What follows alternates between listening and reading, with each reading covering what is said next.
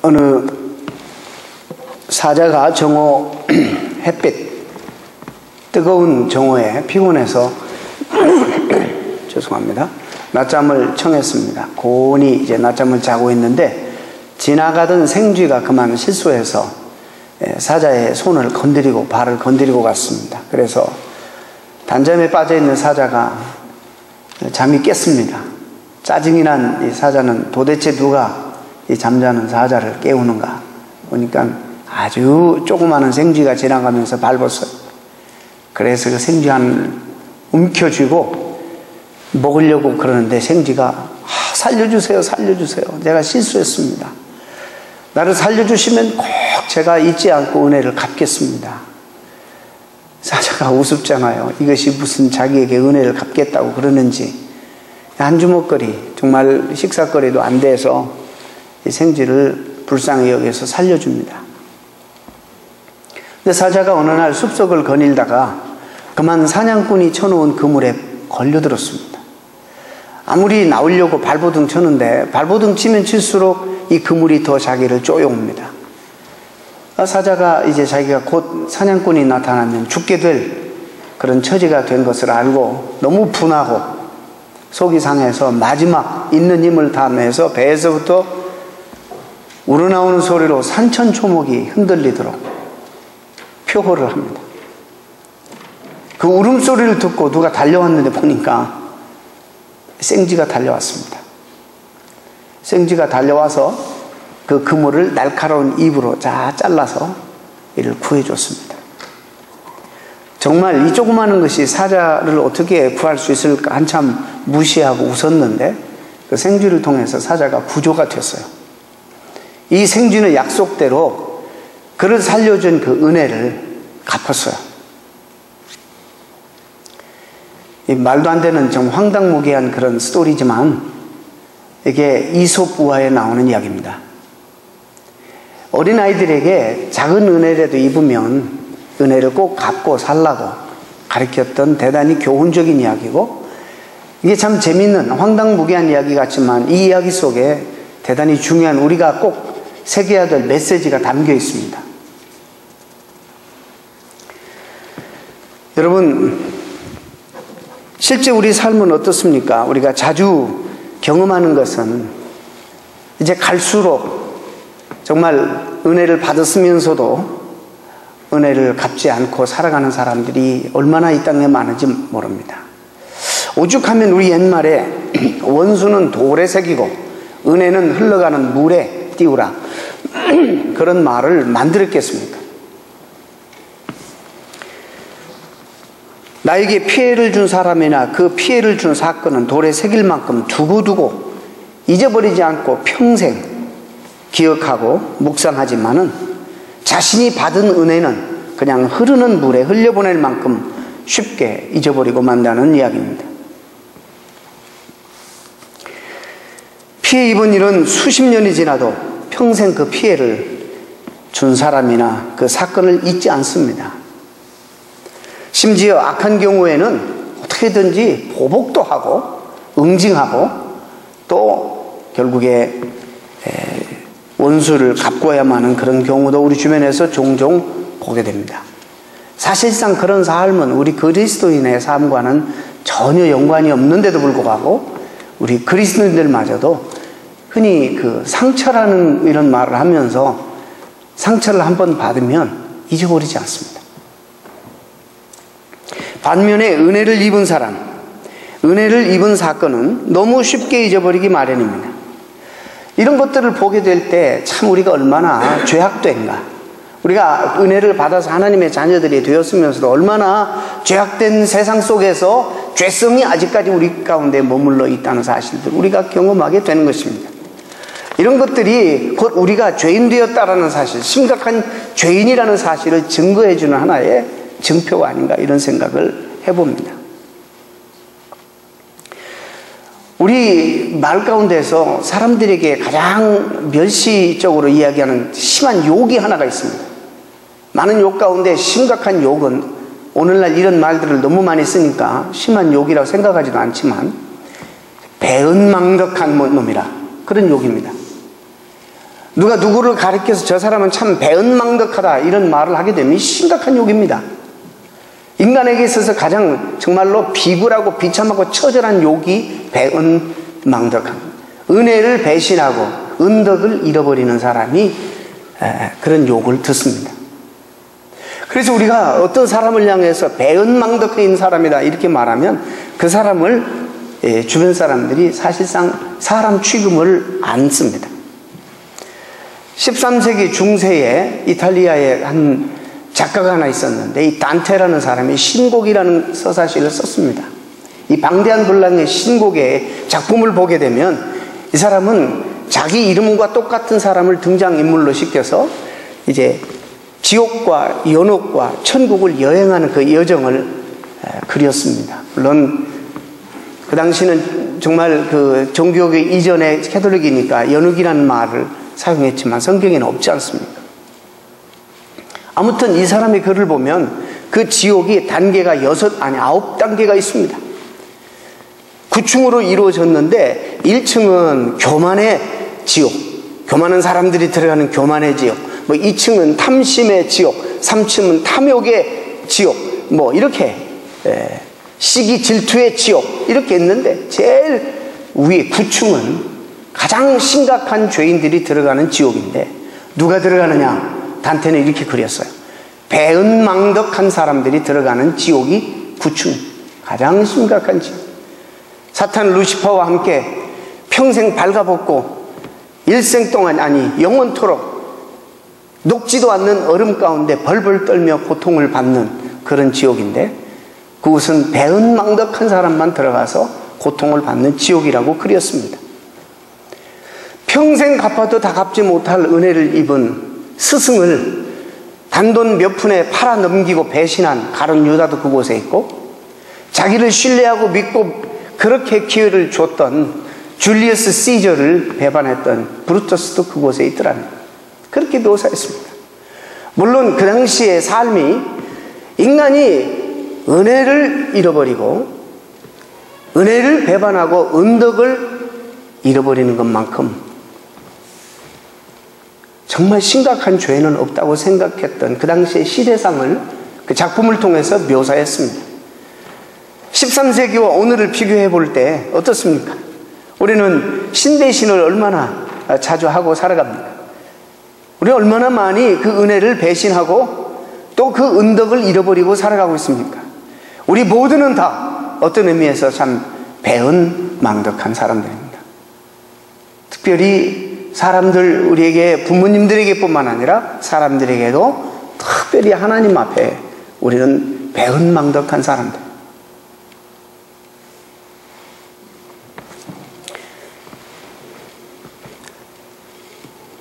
단테에서 신곡에서 단테는 당시 은혜를 모르는 사람을 가장 사악한 인간 부류로 취급했다. 그 당시에 시대상과 사람들의 의식을 문학작품으로 표현했습니다. 금주는 말씀드린 대로 우리가 추수는 하지 않지만 이 의미를 우리가 알지 않습니까? 다시 한번 우리 안에 하나님이 베푸신 크고 작은 많은 은혜들, 우리가 하나님의 은혜로 말미암아 이 순간까지 왔고 하나님의 은혜로 이 자리에 지금 앉아 있는데, 우리는 그 사실을 잃어버리고 너무 익숙한 나머지 마치 물고기가 물속에 살 때는 물의 고마움과 소중함을 절대 알지 모르듯이 우리도 하나님의 은혜 가운데 늘 사니까 하나님의 은혜와 이 축복이 얼마나 소중한지를 모르고 자연스럽게 그냥 우리의 삶에 주어지는 것이다 라고 생각하고 감사하지 못하고 살아가고 있는 그런 형편입니다. 오늘 우리가 읽은 시편 116편을 기록한 저자는 정확하게 누군지 모르겠습니다. 작자 미상입니다. 누가 기록했는지. 그러나 이 시편을 읽어보면, 깊이 묵상해보면 이 기자가 그 당시에 자신이 처해 있던 상황이 어떠했는지 우리는 정확하게 이 시편을 통해서 볼 수 있습니다.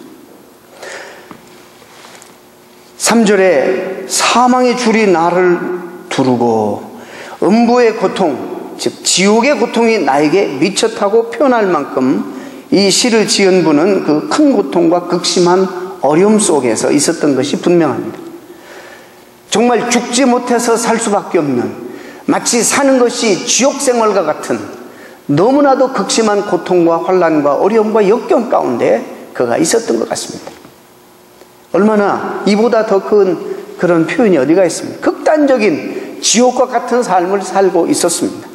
그때 그는 그래도 하나님을 믿는 믿음이 있었기에 우리가 하는 것처럼 하나님 앞에 엎드려서 기도하기 시작합니다. 근데 하나님이 그 믿음의 간절한 기도를 들어주셨습니다. 1절에 이렇게 시작하죠. 여호와께서 내 음성과 내 간구를 들으심으로 내 간구를 들으셨다. 4절에도 보면 내가 여호와 이름으로 기도하기를 여호와여 주께 구하오니 내 영혼을 건지소서 하였도다. 영혼 구원을 위해서 기도한 것 같습니다. 하나님께서는 그 기도를 들으셨습니다. 그리고 뿐만 아닙니다. 6절에 보면 주께서 내 영혼을 사망에서 내 눈을 눈물에서 내 발을 넘어짐에서 건지셨나이다. 영혼을 구하시고 눈물을 씻어주시고 넘어지는 그런 발을 해서 그를 일으켜 세워주시고 건져주셨다는 것입니다. 그 하나님의 은혜가 얼마나 크고 감사한지 이 시편 기자는 12절 이하의 중요한 고백을 오늘 하고 있는 것입니다. 그게 뭐냐? 이런 그 위에도 그가 죽음 가운데서 살림을 받고 그 영혼이 구원받고 그의 모든 삶을 그 환난 가운데 역경 가운데 구속함을 받을 뿐만 아니라 인도함을 받아서 지금은 하나님 앞에 평강 가운데 이 순간까지 인도하시는 하나님의 은혜를 생각해 보니까 견딜 수 없을 정도로 감사하고 감격이 복받쳐 오릅니다. 그래서 그는 12절 이하의 중요한 고백을 하게 되는데 이렇게 그는 고백합니다. 여호와께서 내게 주신 모든 은혜를 무엇으로 보답할꼬? 오늘 이것이 우리가 하나님 앞에 드려야 될 질문이에요. 하나님께서 나에게 베푸신 그 모든 은혜, 적어도 은혜 받은 사람, 은혜 받지 못한 사람은 뭐 이렇게 고백할 이유가 없겠지만 적어도 오늘 앉아있는 이것도 정말 전적으로 하나님의 은혜라. 나를 구원해 주시고 내 생명을 풍성하게 하시고 온갖 어려움 가운데 나를 인도하셔서 이곳까지 인도하신 하나님이 정말 이 모든 것이 하나님의 구구절절 모든 삶이 하나님의 은혜였다라고 믿는 우리 모두가 동시에 이 시간 이 시편 기자와 같이 그 다음에 드려야 될 질문이 이 모든 은혜를 내가 무엇으로 보답할꼬?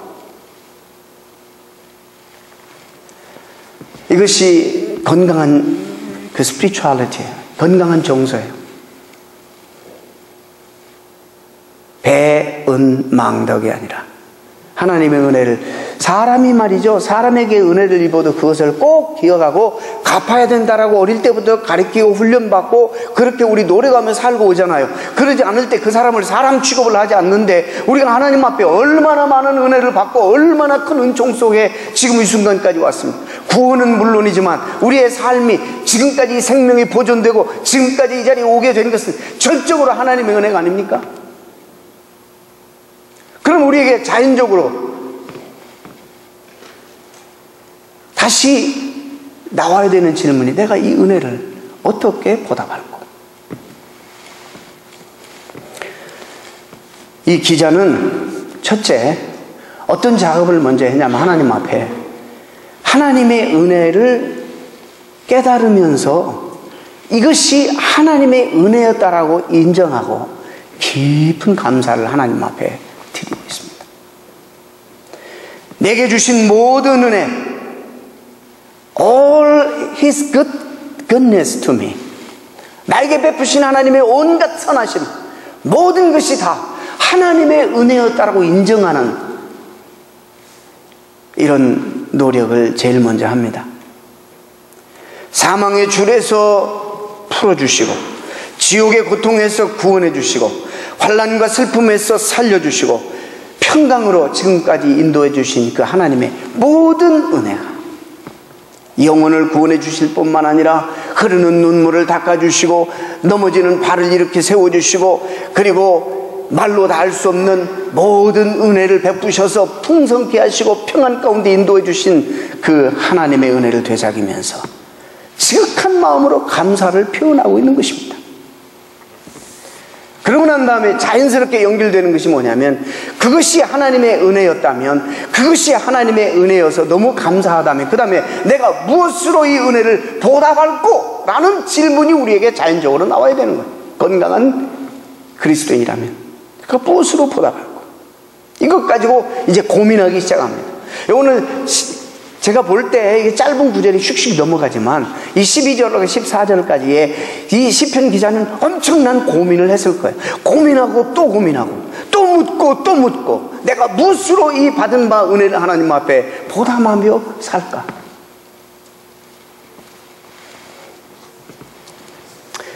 How can I repay the Lord? How can I repay the Lord? 내가 어떻게 하면 받은 그 하나님의 은혜를 만분지 10만분지 1, 억분의 1이라도 내가 보답하며 살아갈 수 있을까라는 이런 질문과 이런 고민이,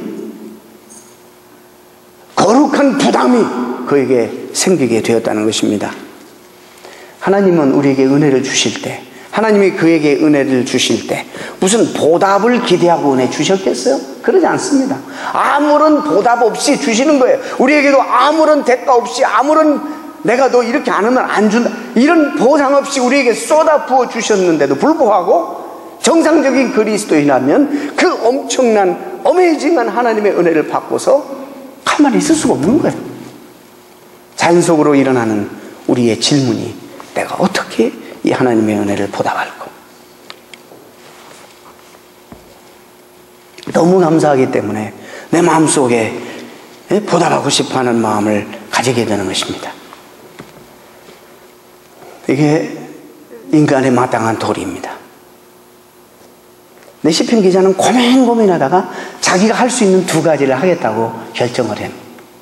그게 우리에게 소개합니다. 첫째, 뭘 하느냐? 내가 피조물로서 나를 창조하신, 이 모든 것을 창조하신, 그리고 내 생명을 주관하시고 나를 오늘도 있게 하신 그 하나님 앞에 내가 할 수 있는, 무엇을 드려야지 그분이 기뻐하겠어요? 내가 할 수 있는 것이 뭐냐? 그분 되도록. 이게 무슨 얘기냐? 그 이름의 존귀와 영광을 올려드리는 바로 예배를 내가 드려야겠다. 평생 내가 이제 이 손을 들고 잔을 들고 주 앞에 나가나이다. 이런 표현이 구약적인 예배의 표현이에요.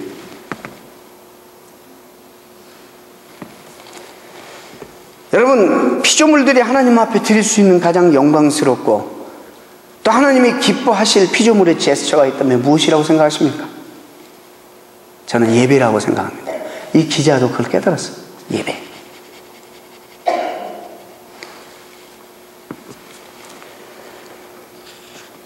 그래서 여러분, 사실상 살아있는 예배, 신령과 진정의 예배, 우리 하나님이 받으시는 예배는요, 이런 정서가 준비되지 않으면 드릴 수가 없는 게 예배예요.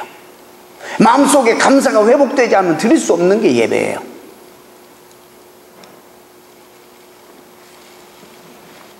하나님을 하나님으로, 그 이름의 존귀와 영광을 올려드리는 신령과 진정의 예배를 드리겠다.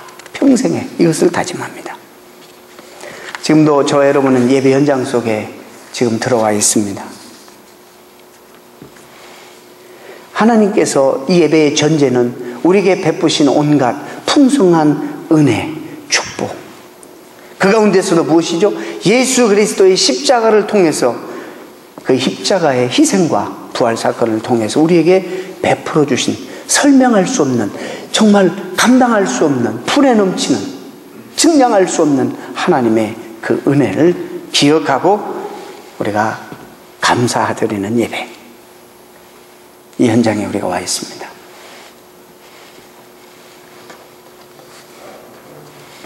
이것이 저는 이 예배야말로 은혜 받은 자들이 하나님 앞에서 그 은혜에 보답하는 가장 최선의 어떤 절정의 표현이 아닐까, 이런 생각을 해봅니다. 시편 기자도 그랬던 것 같아요.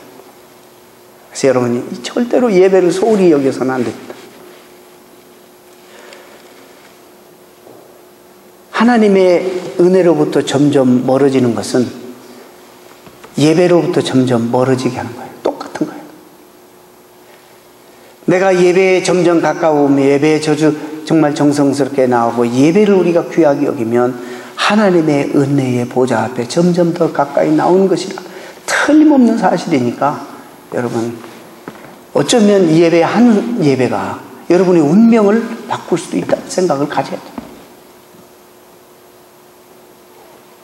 그 다음에 시편 기자는 내가 이 은혜를 무엇으로 보답할고 하다가 두 번째 그가 다짐한 게 뭐냐면 하나님께 서원한 것들을 다 갚겠다.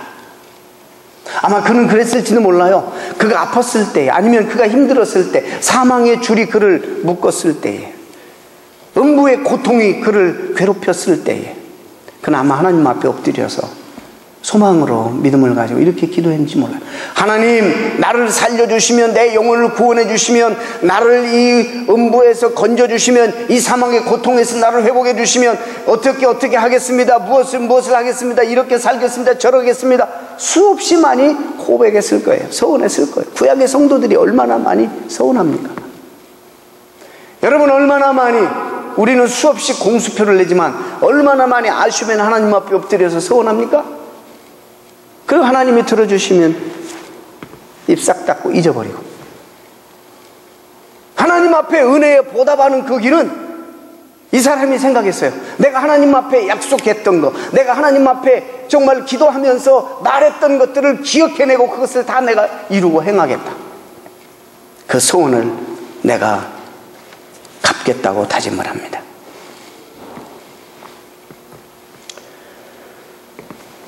저는 오늘 시편 이 말씀을 우리에게 한번 적용해 보면 어떨까 이런 생각을 해봤어요. 이 사람은 두 가지를 다짐했어요. 여러분은 세 가지도 다짐할 수 있고 네 가지도 할 수 있고 더 많은 또 이것이 아니라도 더 다짐할 수도 있겠지만은 굉장히 중요한 다짐이 아닌가 이런 생각을 해봅니다. 먼저 여러분에게 권면하는 것이 여러분이 이 자리에 와 있는 거 하나님의 은혜라는 사실을 인정해야 돼요.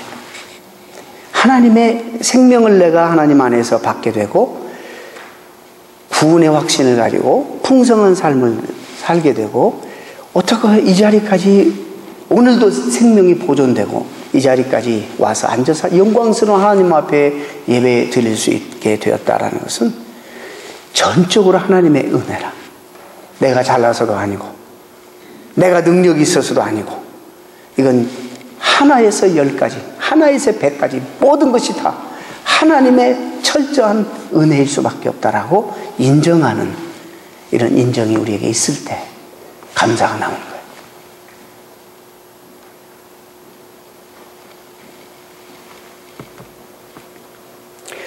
어려움 가운데서도 사업과 직장들을 지켜주신 하나님의 그 은혜, 건강을 우리 가운데 지켜주신 하나님의 그 은혜, 사고를 막아주신 은혜, 가정을 화목하게 해주시고 자녀들을 잘 키워주신 하나님의 은혜, 이런 은혜, 저런 은혜, 이런 은혜.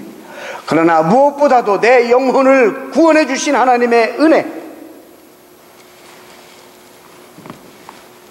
어떻게 그 하나님의 그 많은 은혜를 다 우리가 헤아릴 수 있으며 측량할 수가 있겠습니까? 결코 그럴 수 없습니다. 그래서 어느 성도는 고백하기를 내가 만일 있어도 다 그것을 찬양할 수 없고 저 하늘을 두루마리 삼고 바다를 먹물 삼아서 그 하나님 은혜를 기록한다 할지라도 다 기록할 수 없다.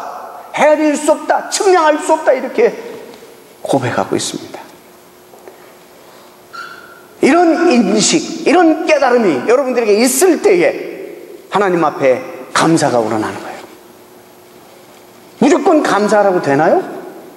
뭘 위해서 감사해야 돼요? 내가 감사해야 될 이유가 얼마나 많은지를 알아야 돼요. 내가 잘나서 되었습니까? 내 능력으로 오늘날 내가 있게 된 것입니까? 모든 것이 다 하나님의 은혜일 수밖에 없었습니다. 여러분 뒤를 돌아다 보세요. 아찔한 순간, 위험한 순간, 기가 막힌 순간들이 얼마나 많았습니까? 누가 이 모든 일들을 해결해 주시고 누가 오늘의 있기까지 여러분 인도해 오셨습니까? 우리나라가 100년 전에 상상할 수 없을 정도로 지극히 가난한 나라였어요. 미개한 나라였어요. 우리가 어디서 온지 아세요? 50년 전만 해도 보릿고개를 다 경험했어요. 굶어 죽는 일도 있었어요. 다 말할 수가 없어요. 그런데 우여곡절을 통해서 우리 민족이 저렇게 부강한 나라가 되고, 여러분 모두가 하나님의 우여곡절의 사건들을 통해서 여기까지 하나님이 인도해 오셨어요. 우리는 이 땅을 젖과 꿀이 흐르는 땅이라고 말하고, 이 땅을 문명사회에서 최고의 문명 국가라고 얘기하는 거예요. 그 속에서 우리는 지금 살고 있는데, 감사는커녕 점점점 우리의 입술에, 심령 속에 불평과 불만과 짜증과 원망이 일어나게 되는 것은 도대체 무슨 이유입니까?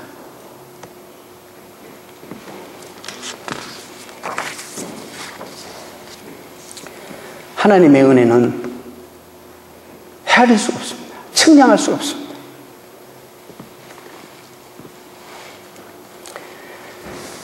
인간 사회에서 가장 큰 은혜라고 말하면 부모님의 은혜라고 말할 수 있을 것이죠. 근데 이 부모님의 은혜도 측량이 불가능하잖아요. 10살짜리 아이가 어느 날 쪽지 하나를 엄마 화장대에 써놓고 갔습니다. 엄마가 딱 열어보고 기가 막혀요, 쪽지가.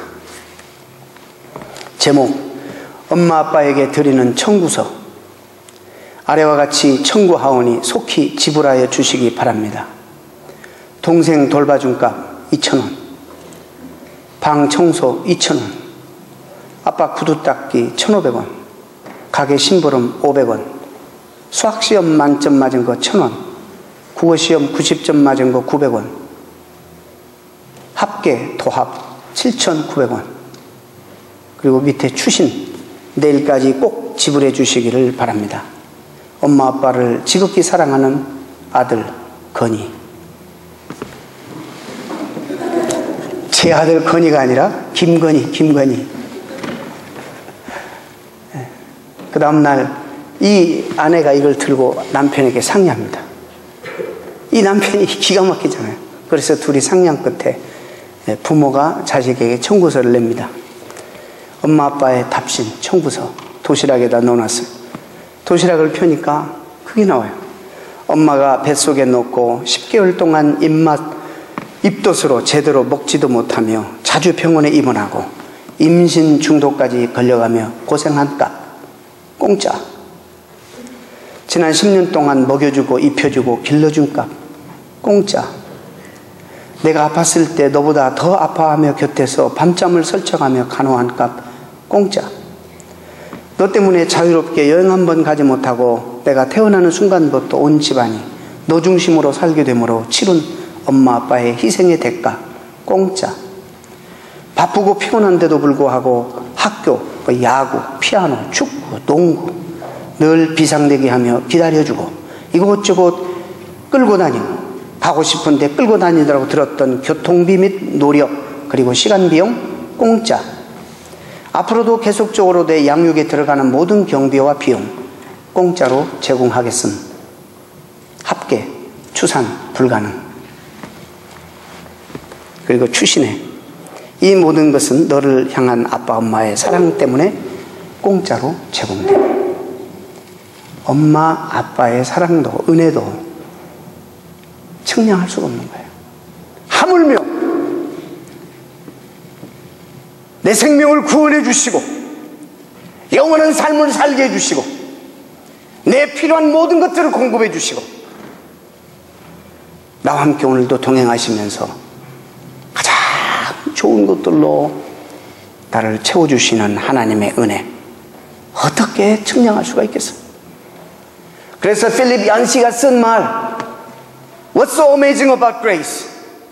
놀라우신 하나님의 은혜 책에 여러분이 하나님의 은혜를 분석하는 그 순간 마치 개구리를 더 깊이 알려고 개구리 배를 자르고 그리고 그것을 해부해서 내장을 꺼내고 분석하면 공부는 될 수 있을지 모르지만 그 순간에 개구리가 죽어버리는 것처럼 하나님의 측량할 수 없는 이 은혜를 헤아리는 순간 이것을 분석하기 시작하는 순간 이 하나님의 이 은혜의 생명력은 그 순간에 죽어버린다. 생명력을 잃어버린다.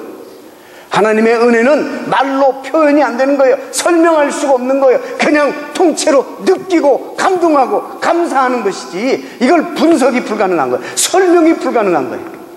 하나님의 은혜는.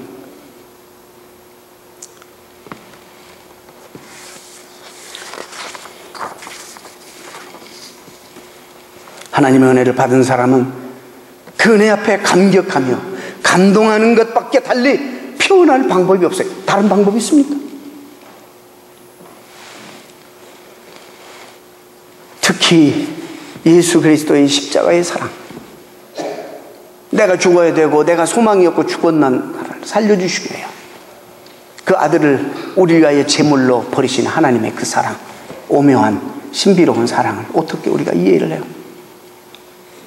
오실 이유가 없는데 이렇게 부족한 이런 놈을 위해서 영광 보좌를 버리시고 낮아지셔서 나를 섬겨주시고 십자가의 죽음까지 섬겨주신 그 예수 그리스도의 사랑을, 그 은혜를 어떻게 표현해요? 그래서 어떤 사람 말했어요. 복음은 절대 말로만 표현될 수가 없다. 말로만 전해질 수 없는 것이 복음이다. 너무너무 위대하고 너무너무 어메이징하기 때문에 말로만이 표현이 안 되는 거예요. 느끼는 거예요. 느껴봐야지 하는 거예요. 체험해봐야지 하는 거예요. 경험해봐야지 하는 거예요. 감동과 감격으로 그냥 우리가 표현할 수밖에 없는 거예요.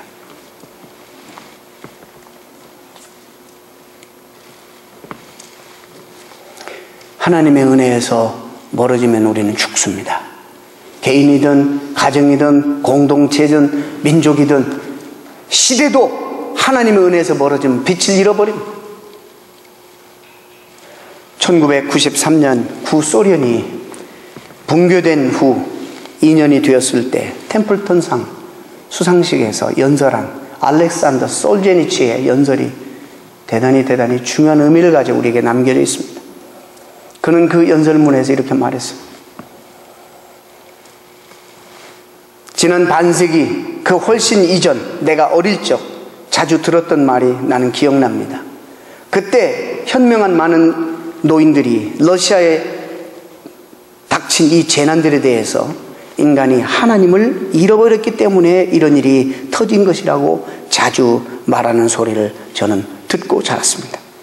나는 지난 50년 생에 러시아 혁명 연구를 위해 많은 책을 읽기도 하고 많은 논문을 수집도 하고 그리고 많은 증언들도 남기고 그리고 혁명이 남긴 무수한 파편들도 주스러 책을 8권이나 집필했습니다. 그러나 지금 러시아 국민 모두를 삼켜버린 이 몰락한 공산혁명의 근본 원인을 한 문장으로 나한테 말하라고 한다면 내가 어릴 적 어른들로부터 들었던, 수없이 들었던 그 말을 나는 그대로 반복할 수밖에 없습니다. 인간이 하나님을 잃어버렸기 때문입니다. 진지하게 들으시기를 바랍니다, 여러분. 하나님은 믿어도 되고 안 믿어도 되는 그런 분이 아닙니다, 여러분. 여러분, 오죽하면 하나님이 하나님을 지금 믿지 않고 있으면 지금 심판을 받고 있고 지금 그가 사는 것이 지옥이라고 성경은 말하고 있는 것입니다. 왜 그리스도인들이 천국을 못 사는 거예요? 그러니 쥐나 나나 사는 모습이 똑같으니까 이게 와닿지 않는 거예요. 우리가 천국 삶을 살아야 되는 거예요. 하나님 앞에 감사하며 감격으로 감사하며 감동으로 우리가 살아야 되는 거예요. 저 밖에 지옥 삶을 사는 사람이나 우리나 삶이 똑같으면 그들이 무슨 챌린지를 받겠어요? 여러분, 이 모든 것이 하나님의 은혜인 것으로 여러분 먼저 인정하는 작업이 필요합니다. 여러분 어떻습니까? 여러분 지금 어떤 고민을 하고 계십니까? 적어도 저는 오늘 여러분에게 한 가지 대단히 중요한 질문 하나 던집니다. 여러분이 정말 하나님의 은혜를 받은 자라면 그 다음에 그 자리에 있지 말고 또 한 가지 질문해야 돼요. 내가 하나님의 은혜를 어떻게 보답할고, 내가 하나님의 은혜를 어떻게 보답할고, 하나님이 뭘 우리가 기대하시겠어요? 뭘 드려야지 하나님 만족하겠어요?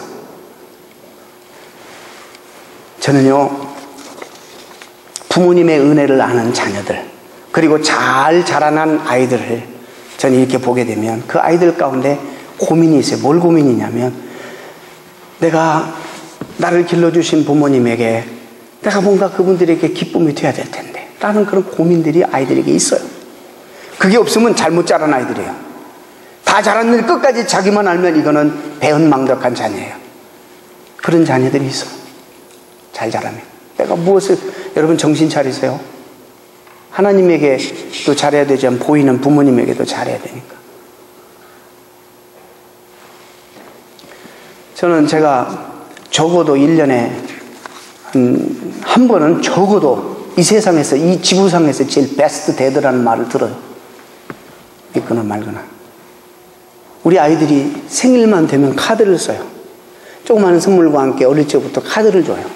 참, 이 카드를 보면 이 아이들이 아빠의 마음을 기쁘게 해주려고 좀 고민했던 흔적이 거기 남아있어요. 무슨 말을 잘 써가지고 아빠를 감동시킬까. 내가 드릴 것이 없는데 거기에 고민하는 흔적이 있어요. 아빠, I love you. I have a best dad in the world. 그 말 한마디. 얼마나 내가 힘이 나는지, 위로가 되는지, 그리고 얼마나 아이들이 기특하고 사랑스러운지. 뭐를 받아서 그렇습니까? 그 고민하는 흔적만 봐도 우리가 해피해지는 거예요. 하나님 앞에서 우리가 내가 어떻게 하면 하나님의 은혜에 보답할고 하는 이 고민하는 흔적만 우리 하나님 앞에 보여도 하나님은 기뻐하시는 거예요.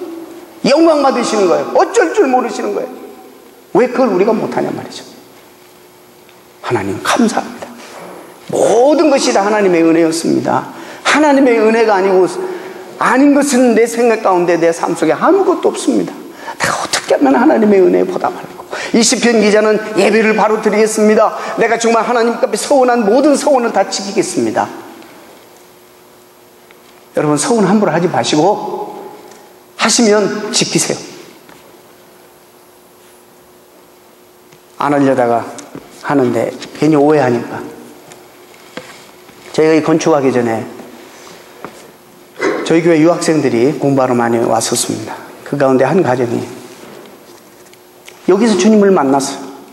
그리고 신앙생활을 너무 기쁘게 하고 즐겁게 하다가 공부 다 마치고 학위 마치고 한국으로 들어갔는데, 그때 이제 저희가 교회가 부흥되니까 이제 건축을 계획하고 있었어요. 개척돼서 얼마 안 된 그 순간부터 막 사람들이 늘어나니까. 그래서 이제 건축을 헌금도 이제 기도하면서 하게 됐는데, 유학생 신분에 무슨 돈이 있어요? 아무것도 없어요. 그래서 너무 하나님 은혜 감사하고 이 교회 사역에 대해서 너무 애정도 있고 이런데 자기가 할 수 없으니까 뭐라고, 우리는 아무도 몰랐어요. 써낸 것도 없고. 그러니까 뭐라고 서원했냐면, 하나님, 내가 한국 가서 기업에 좋은 직장을 얻으면, 내가 돈을 많이 벌면 교회 정말 나에게 은혜를 끼친 이 사역을 위해서 내가 헌금을 하겠습니다. 우리가 그리고 이분은 갔어. 몰라요, 아무도. 하나님하고 자기하고만 약속한 거예요. 거의 10년이 넘었는데 어느 날 책 한 장이 한국으로부터 갔어요. 지구촌 교회 이동원 목사님 교회를 다녔는데 어느 날 이런 설교 들었어요. 네가 서운하는 것은 해로울지라도 네가 갚아라. 두산에 취직해가지고 승승장구 잘 나갔어요. 돈도 많이 벌고, 그 다음에 이제 집도 사야 되는데 그날 하나님 그런 메시지가 선포된 거예요. 깜짝 놀라고 자기가 누구도 알지도 못하고 자기 혼자 하나님 앞에 10년 전에 약속했던 서원을 지키기 위해서 체크를 써서 보냈습니다. 이름도 내가 밝힐 이유도 없고 필요도 없고 그런 헌금들로 지어진 성전입니다.